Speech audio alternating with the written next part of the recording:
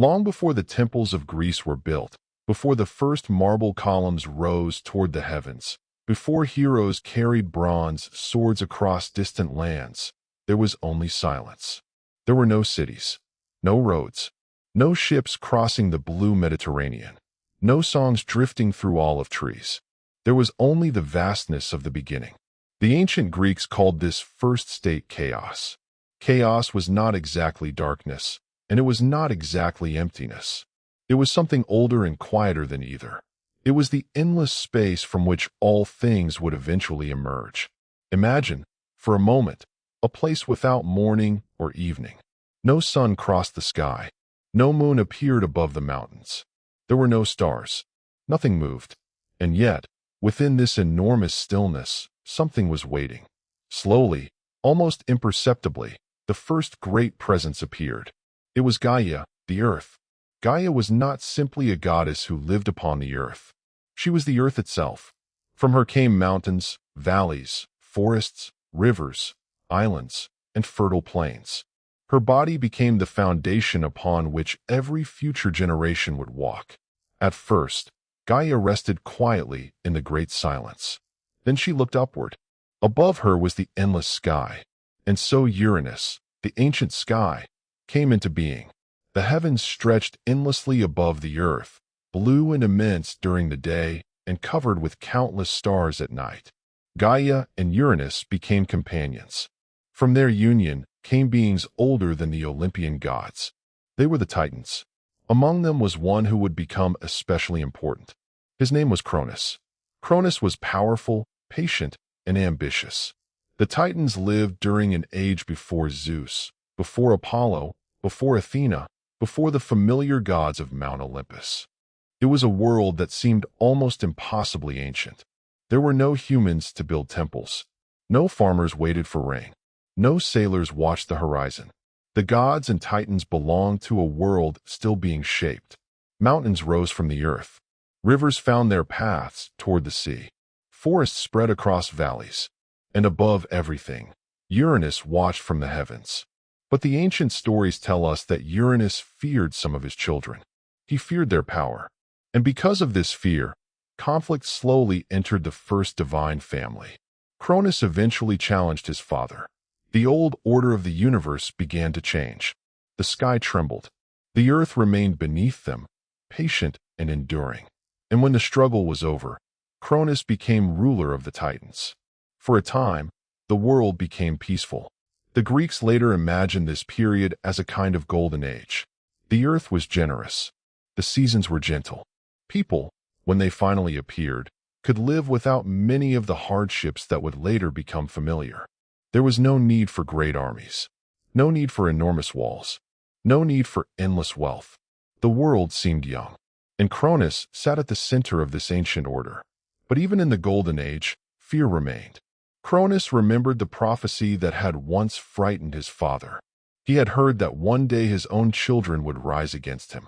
And so Cronus became afraid.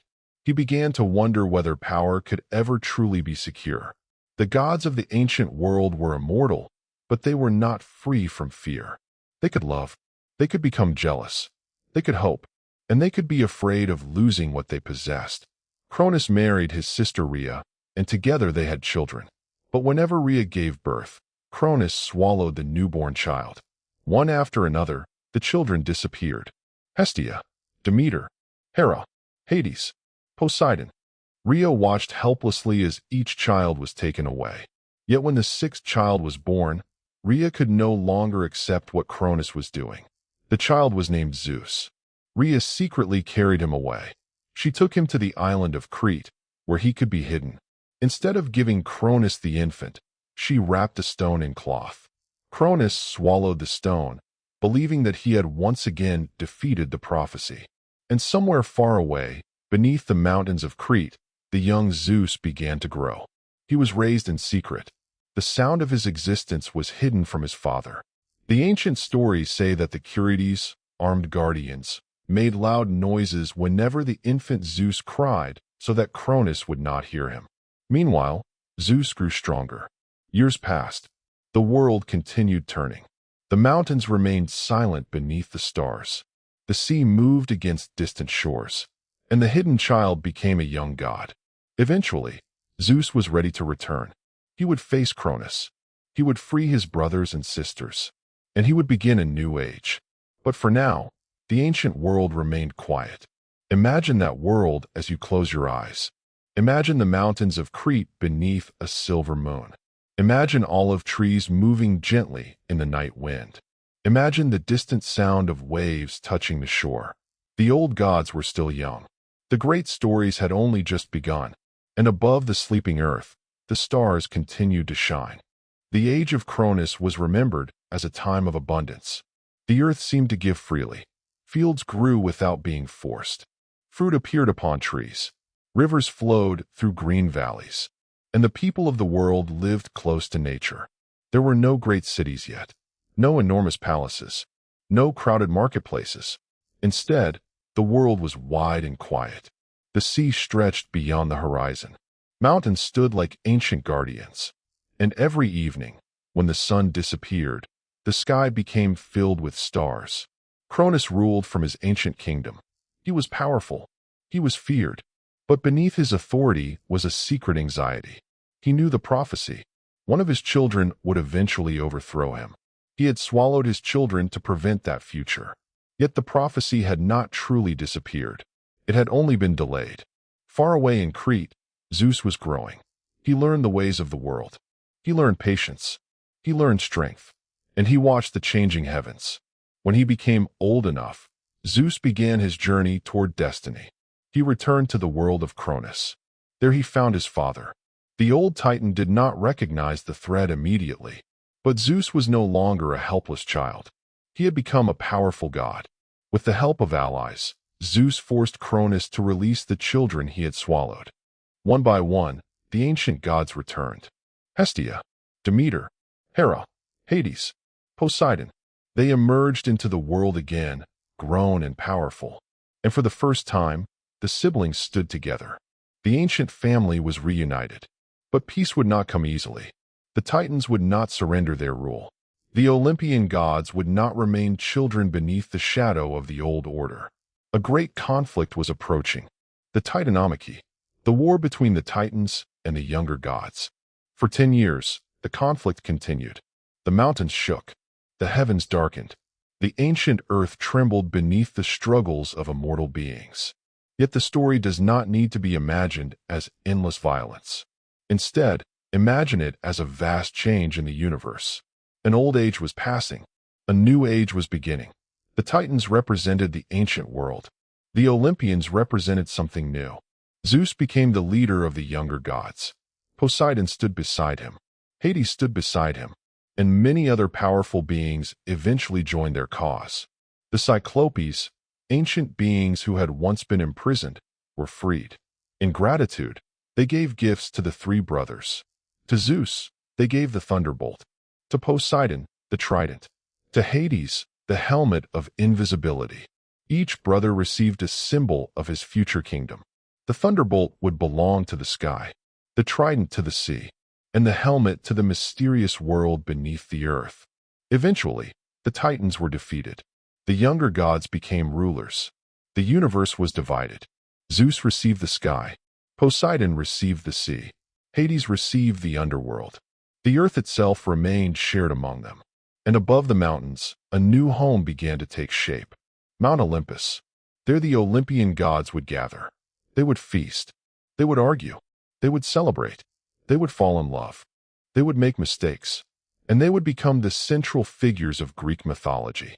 But before Olympus became famous, the world still had much to learn. Humanity was young. The gods were still discovering their places. And among those early stories was one of the most important figures of all. His name was Prometheus. Prometheus loved humanity. He watched people living without many of the tools that would later transform their lives.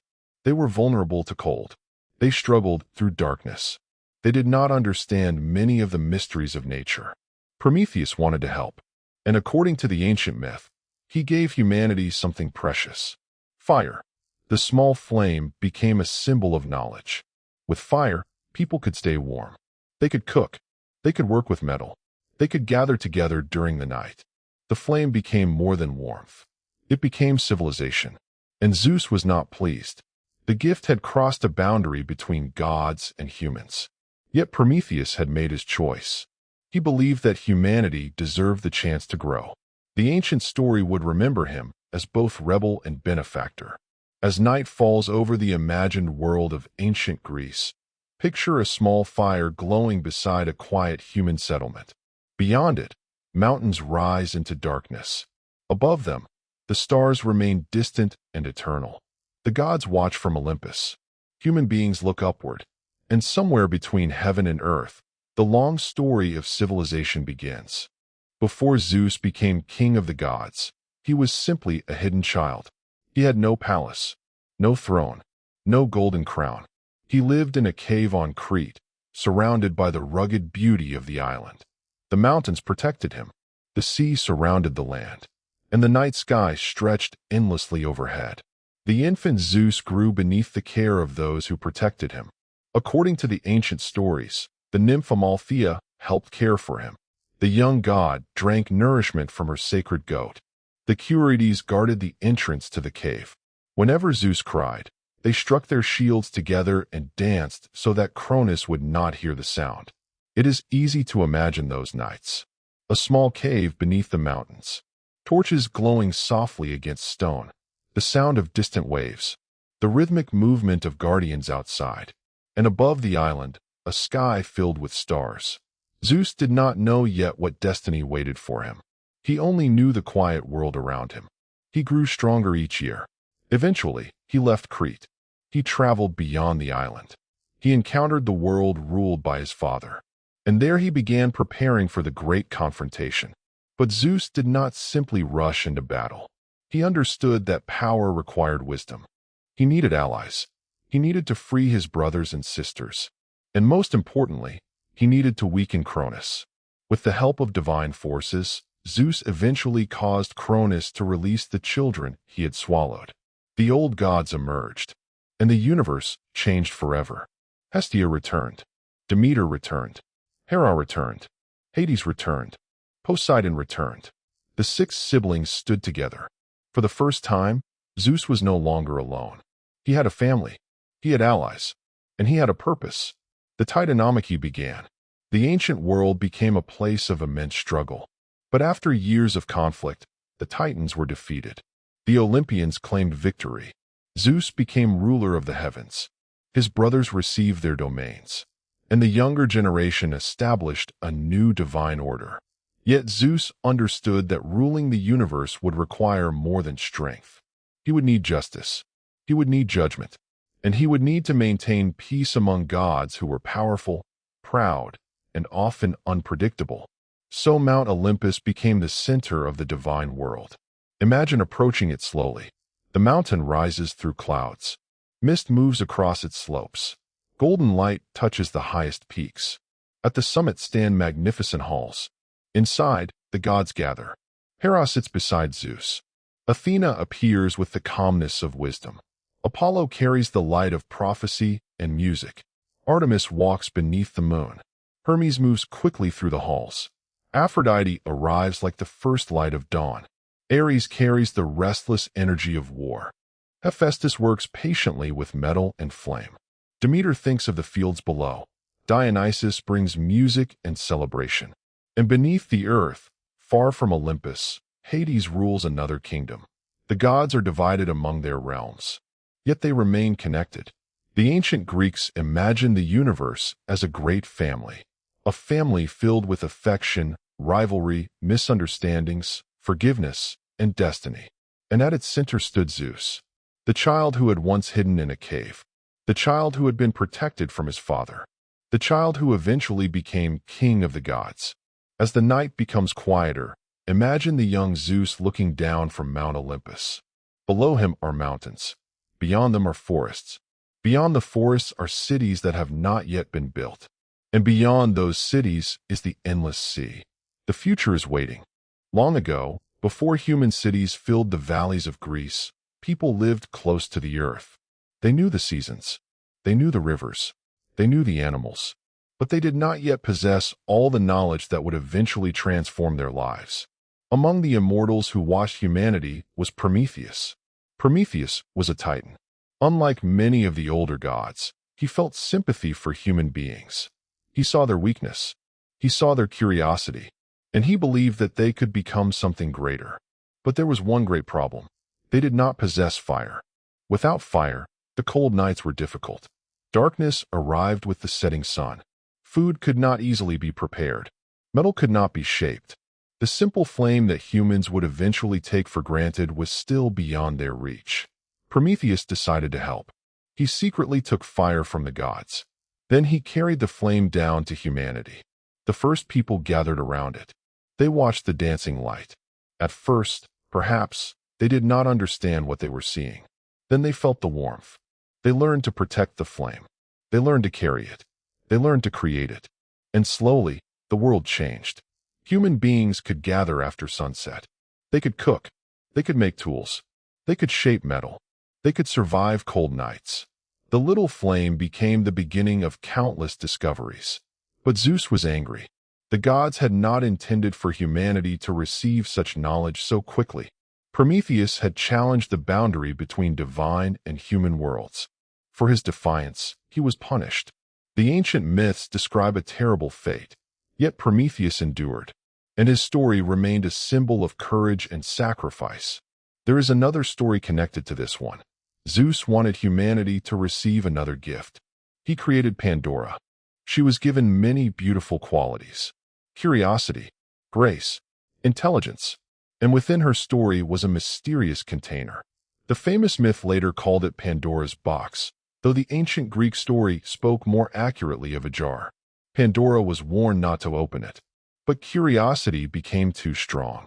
She lifted the lid, and from the container escaped troubles that had previously been unknown to humanity. Sickness, sorrow, hardship, struggle, they spread into the world. Pandora quickly closed the container, but one thing remained inside: hope. And so, according to the ancient story, hope remained with humanity, even when life became difficult. Even when people lost what they loved, even when storms arrived, hope remained. Perhaps this is why the story survived for thousands of years. Because the Greeks understood something simple. Life could be difficult. The world could be uncertain. But people could still look toward tomorrow. Tonight, as you imagine the ancient world, picture a small flame beside a quiet village. The people have gone to sleep. The fire glows gently. Beyond the village, the mountains are dark. Above them, countless stars shine. The gods remain high upon Olympus. And somewhere beneath the quiet heavens, humanity dreams. The flame continues burning. Softly, patiently, like hope itself. Among the many stories of ancient Greece, few are as gentle and bittersweet as the story of Demeter and Persephone. Demeter was the goddess of agriculture. She watched over grain, harvests, fields, and the fertility of the earth. Her daughter was Persephone, young, beautiful, and associated with spring. The two were deeply connected. Where Persephone walked, flowers appeared. Where Demeter blessed the land, crops grew. Together, they represented the cycle of life. But one day, while Persephone was gathering flowers, the earth opened. From beneath the ground came Hades, ruler of the underworld. He carried Persephone away to his hidden kingdom. The world above changed immediately. Demeter searched everywhere. She wandered across mountains and valleys. She searched through forests. She asked the gods, but Persephone could not be found. Demeter's sorrow became so great that she stopped blessing the earth. Fields became dry. Plants stopped growing. The world became cold. Human beings suffered. The gods realized that something had to be done. Eventually, Persephone was allowed to return. But she had eaten food from the underworld. Because of this, she could not remain permanently in the world above. A compromise was reached. Part of the year Persephone would remain with her mother. During that time, the earth would become green. Flowers would bloom. Crops would grow. The world would become warm. But when Persephone returned to the underworld, Demeter would grieve. The earth would become cold. Trees would lose their leaves. Fields would rest. And winter would arrive. Thus the Greeks imagined the seasons as part of a divine story. Spring was reunion. Summer was abundance. Autumn was farewell. Winter was waiting. The story is not only about loss. It is also about return. Nothing remains unchanged forever. The flowers disappear, but they return. The leaves fall, but new leaves eventually grow. Night comes, but morning follows. The world moves through cycles. And so, as you listen, imagine a quiet meadow. The sun is low. The grass moves gently in the evening breeze. Somewhere in the distance, flowers sway beneath the fading light. The world is peaceful. Persephone is returning. Demeter waits, and the earth begins to breathe again. Far below the mountains and forests was another kingdom. The ancient Greeks called it the underworld. It was ruled by Hades. The underworld was not simply a place of punishment. It was the realm of the dead. All people eventually traveled there.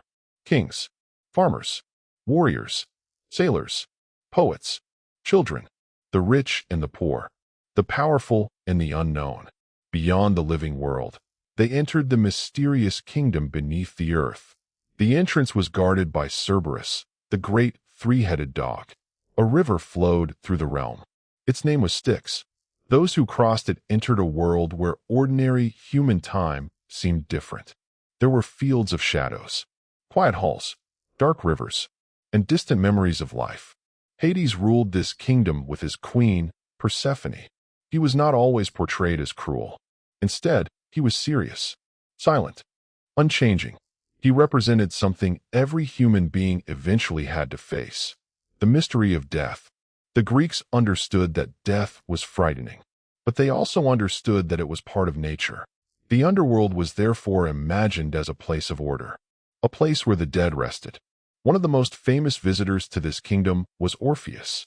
Orpheus was a musician whose music was said to be so beautiful that even stones and trees seemed to listen. His beloved Eurydice died. Orpheus could not accept her loss, so he traveled into the underworld. He played his music. The sound moved through the dark kingdom. Even Hades listened. Persephone listened. And eventually, Orpheus was given a chance to bring Eurydice back. But there was one condition. He could not look behind him until they had completely returned to the world of the living. Orpheus began walking. Behind him, Eurydice followed. The path was long. The darkness surrounded them. He could hear nothing, and doubt entered his heart. Was she really there? Was the promise real? Near the end of the journey, Orpheus turned. For one brief moment, he saw Eurydice, and then she disappeared. The story became a reminder of trust. Sometimes love asks us to believe even when we cannot see. And sometimes the greatest journeys are not about conquering monsters. They are about learning to let go. Tonight, imagine the underworld not as a frightening place, but as a distant, quiet landscape. A dark river moves slowly. Stars cannot be seen. Yet somewhere beyond the darkness, Persephone sits beside Hades. The kingdom is still. The ancient world rests. And above the earth, the living continue their journey beneath the moon. Among the Olympian gods, Athena was different. She represented wisdom, strategy, craftsmanship, reason, and thoughtful courage. Her birth was unlike that of any other god. The ancient stories say that Athena emerged fully grown from the head of Zeus. She appeared wearing armor. Yet despite her connection with warfare, Athena was not simply a goddess of battle. She represented intelligent action. She was the kind of courage that thinks before moving. The Greeks admired this quality. A warrior might possess great strength, but wisdom could prevent a battle from happening at all. Athena became the protector of Athens.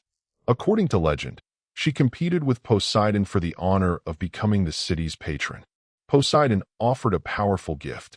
He struck the earth with his trident. A spring appeared, but its water was salty. Athena offered something quieter. She planted an olive tree. The tree would provide food, oil, wood, light, and prosperity. The people chose Athena. The city became associated with her, and the olive tree became one of the great symbols of Greece. Imagine an ancient olive grove at sunset. The trees are twisted and ancient. Their leaves shimmer silver green in the breeze. Beyond them stands a temple. Its columns are warm beneath the final sunlight. The city is quiet. A distant owl calls. Athena watches over the people, not with anger, not with noise, but with calm wisdom. Apollo and Artemis were twins. Apollo was associated with music, prophecy, healing, and light. Artemis was associated with the moon, wilderness, and the hunt. Together, they represented two sides of the natural world. Apollo belonged to sunlight. Artemis belonged to moonlight. Apollo carried music. Artemis carried silence. Apollo traveled across the heavens in imagination. Artemis walked through forests beneath the stars. Their stories filled ancient Greece. Apollo became associated with Delphi, where people traveled seeking prophecy. The Oracle of Delphi spoke mysterious words that could influence kings and heroes. But Apollo was also the god of music. Imagine a quiet evening on Mount Olympus. Apollo sits with a lyre. His fingers move gently across the strings. The melody travels through the halls. The gods become silent. Even the wind seems to pause. Far below, Artemis walks through a moonlit forest. She moves quietly between ancient trees.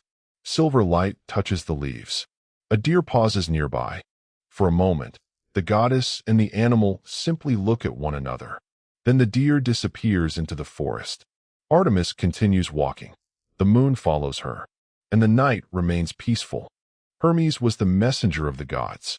He was quick, clever, curious, and always moving. He traveled between Olympus, Earth, and the underworld. No road seemed too long, no mountain too high, no border impossible to cross. Hermes carried messages. He guided travelers. He protected merchants. And he was associated with cleverness and invention. Imagine him walking along an ancient road. The sun is setting. Olive trees line the path. A shepherd watches his flock in the distance. Hermes continues onward. He reaches a crossroads. 3 roads extend into the distance. He smiles, then chooses one. The road leads toward a coastal town. Beyond it lies the sea. Ships are returning from distant islands. Hermes watches the sailors arrive. They have traveled far. They have seen storms. They have crossed unknown waters. But now they are home. Hermes turns toward the mountains. The stars have appeared. His journey continues. Aphrodite was the goddess of love and beauty.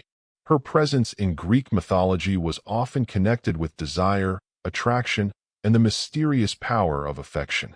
One of the most famous stories involving Aphrodite began with a golden apple. The apple was marked for the most beautiful goddess. 3 goddesses claimed it: Hera, Athena, and Aphrodite. They asked Paris, Prince of Troy, to decide. Each offered him something. Hera promised power. Athena promised wisdom and victory. Aphrodite promised the love of the most beautiful woman in the world. Paris chose Aphrodite. His decision would eventually contribute to the events that led to the Trojan War. Yet beneath the famous story is something quieter. The ancient Greeks understood that choices have consequences. Sometimes a decision made in a single moment can shape years to come. Tonight, imagine the golden apple resting beneath moonlight. It shines softly. The 3 goddesses stand nearby. The world is silent. Paris must choose, and the future waits. Orpheus had a gift. He could make music that seemed to reach beyond ordinary understanding. Trees leaned toward his songs. Animals became quiet. Even stones seemed to listen. Then he fell in love with Eurydice. Their happiness was brief. Eurydice died. Orpheus was devastated. He traveled into the underworld. His music opened a path through darkness. He stood before Hades and Persephone. He asked for Eurydice. The rulers of the dead agreed. But there was a condition. He must walk ahead. Eurydice would follow. He could not look back. Orpheus began the journey. Step by step, the darkness slowly became lighter. He could almost see the world above. But uncertainty grew inside him. At the final moment, he looked back. Eurydice was there. Then she vanished. Orpheus returned alone. His music changed forever, yet his story remained. It became one of the most beautiful reminders in mythology that love can survive even after loss. Perseus was one of the great heroes of Greek mythology. His greatest challenge was Medusa. Medusa had snakes for hair. Anyone who looked directly into her eyes would turn to stone. Perseus could not fight such a creature normally. He needed wisdom. Athena helped him. She gave him a polished shield. Instead of looking directly at Medusa, Perseus watched her reflection. He approached carefully. The cave was silent. Medusa slept. The snakes around her head moved gently. Perseus raised his weapon. He acted quickly. Then he escaped. The story of Perseus reminds us that courage does not always mean confronting danger directly. Sometimes the wisest person is the one who finds another way. On the island of Crete stood a mysterious structure, the labyrinth. Inside lived the Minotaur, a creature with the body of a man and the head of a bull. Theseus volunteered to enter the labyrinth. He carried a simple plan. Ariadne, the daughter of King Minos, gave him a thread. Theseus tied it at the entrance. Then he walked deeper into the maze. Corridor after corridor, turn after turn. The darkness seemed endless. Eventually, he reached the center. There he confronted the Minotaur. When the encounter was over, Theseus followed the thread back. The labyrinth could no longer hold him. Outside, the night air felt different. The stars seemed brighter. The sea was calm, and Theseus had escaped. Sometimes, the ancient Greeks seemed to say, the most important thing is simply remembering where you began. Jason wanted to reclaim his rightful kingdom. To do so, he was given an impossible task. He had to find the golden fleece. So he gathered a group of heroes. They became the Argonauts. Their ship, the Argo, carried them across the sea. They visited distant lands. They encountered strange challenges. But the journey was also about friendship. The heroes depended upon one another. The sea carried them beneath countless stars. Imagine the Argo moving quietly through dark water. The sails are filled with a gentle wind. The crew has fallen silent. Above them is the Milky Way. Below them is the endless sea. The journey continues. Hercules was perhaps the most famous hero of Greek mythology. He was extraordinarily strong. But strength alone did not make his story memorable. Hercules suffered. He made mistakes. He experienced grief. And he was forced to complete a series of difficult tasks known as the 12 labors. He faced the Nemean lion, the Hydra, the Erymanthian boar, the Stymphalian birds, and many other challenges. Each labor tested something different. Strength, patience, courage, intelligence, endurance. By the end, Hercules had become more than a powerful warrior. He had become a symbol of perseverance. Imagine Hercules resting beside a mountain stream after one of his long journeys. The water moves gently over stones. The sun is setting. For once, there is no task, no battle, no command, only silence. He closes his eyes and listens to the water. By now, the great gods of Greece have gathered. Zeus sits upon his throne. Hera beside him. Poseidon rules the distant sea. Hades watches over the underworld. Athena represents wisdom. Apollo brings music and prophecy. Artemis walks beneath the moon. Hermes travels between worlds. Aphrodite represents love. Ares represents war. Hephaestus works with fire. Demeter watches over the earth. Dionysus brings celebration. Each god has a different role. Together, they form a strange and fascinating family. They are powerful, but they are also imperfect. They argue. They forgive. They make promises. They break promises. They fall in love. They become jealous. And through their stories, the ancient Greeks explored the human experience. After the Trojan War, Odysseus began his journey home. He believed he would return quickly. Instead, the journey lasted many years. He encountered storms, strange islands, the Cyclops, Circe, the Sirens, Scylla, and Charybdis. But perhaps the greatest challenge was simply continuing. Odysseus wanted to return to Ithaca. He wanted to see his wife Penelope. He wanted to see his home. Years passed, yet he continued. Imagine his ship beneath a moonlit sky. The sea is dark. The crew is sleeping. Odysseus stands quietly at the edge of the ship. Far ahead, somewhere beyond the horizon, is home. He cannot see it, but he continues. At last, after years of wandering, Odysseus returned. But he did not immediately reveal himself. He came to Ithaca disguised as an ordinary traveler. His home had changed. Suitors had gathered around Penelope. They believed Odysseus would never return. But Penelope had continued waiting. She remained loyal. She believed that somewhere beyond the sea, her husband was still alive. Eventually, The truth was revealed. Odysseus returned to his home. The long journey was over. For the first time in many years, he could rest. Imagine Ithaca at night. The sea moves gently against the shore. A small light shines from a distant home. The journey has ended. Home is near. The stories of Greek mythology were passed from generation to generation. People told them beside fires. Poets sang them. Travelers carried them across the sea. Artists carved them into stone. Temples were built in their honor. But time continued moving. Kingdoms rose. Kingdoms disappeared. Cities changed. Languages evolved. New religions emerged. And eventually, the ancient world changed beyond recognition. Yet the gods remained in stories. Zeus still ruled the imagined heavens. Poseidon still moved beneath the sea. Athena still watched over wisdom. Apollo still carried his music. Artemis still walked beneath the moon. Demeter still watched the fields. Persephone still traveled between worlds. Hades still ruled the silent kingdom. The myths survived because they were never only stories about gods. They were stories about people, about fear, love, ambition, loss, hope, courage, and the endless desire to understand the world. Now imagine that the ancient world has become completely still. The temples are quiet. The roads are empty. The ships rest in distant harbors. The olive trees move gently beneath the night breeze. Above the mountains, the stars shine. Mount Olympus rises into the darkness. At its summit, the gods have become quiet. There is no argument, no battle, no prophecy, no quest, only peace. Zeus looks across the sleeping world. Hera rests beside him. Athena watches the stars. Apollo's lyre is silent. Artemis walks beneath the moon. Hermes has stopped traveling. Aphrodite sits quietly among the flowers. Poseidon rests beside the distant sea. And far below, Persephone walks through the gardens of the underworld. The ancient gods have nothing left to prove tonight. The world is sleeping. The mountains are sleeping. The forests are sleeping. The sea is sleeping beneath the moon. And somewhere in the quiet darkness, the stories of ancient Greece continue to breathe. Perhaps you can imagine yourself standing on a hill overlooking the Mediterranean. The air is cool. The stars are bright.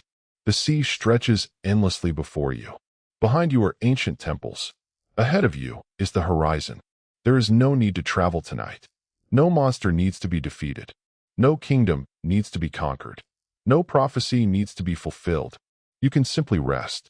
Listen to the imaginary waves. Feel the gentle night air. Watch the stars above the ancient world. The same stars that the Greeks once watched thousands of years ago. The same moon that illuminated their temples. The same sea that carried their ships. The same quiet darkness that surrounded their dreams. The stories of the gods may be ancient, but the night is timeless. And now the ancient world grows quieter. The torches fade. The temples disappear into shadow. The mountains become silhouettes. The sea continues its gentle rhythm. And the stars remain. One by one, the stories become distant. The Titans are resting. Zeus is resting. Athena is resting. Apollo is resting. Artemis is resting. Persephone is resting. The heroes have returned home. The ships have reached the harbor. The long journeys are finished. And the ancient world is peaceful. So let the story drift away now. Like a ship moving slowly toward the horizon. Let the mountains become distant. Let the temples become shadows. Let the voices of the ancient gods become softer and softer. There is nothing more you need to do. Nothing more you need to remember. Only the quiet night. Only the stars. Only the gentle sound of the sea. And as the ancient world sleeps beneath the moon, you may rest as well. The story has ended. The night continues. And somewhere beyond the horizon, beneath the eternal stars of Greece, the old myths are still dreaming.